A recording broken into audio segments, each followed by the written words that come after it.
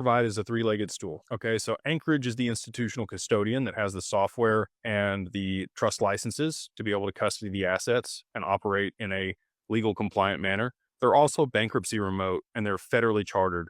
So state chartered bank, they can be also bankruptcy remote and have segregated instance for their custody solution. But if the creditors in a bankruptcy were to pull them to the federal level, their clients would become unsecured creditors.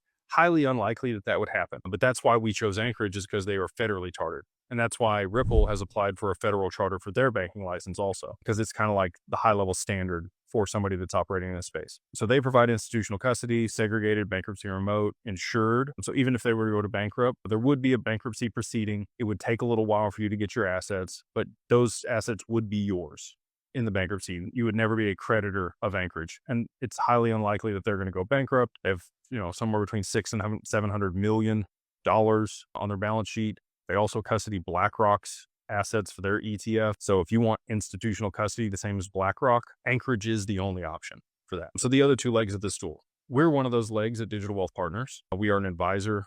We countersign on the accounts for you. And if at one point we decided, we're gone, you want to move to another advisor, you can do that. You just move your account at Anchorage to the other advisor. So if we go out of business or you decide to part ways with us, all you got to do is list another advisor that's at Anchorage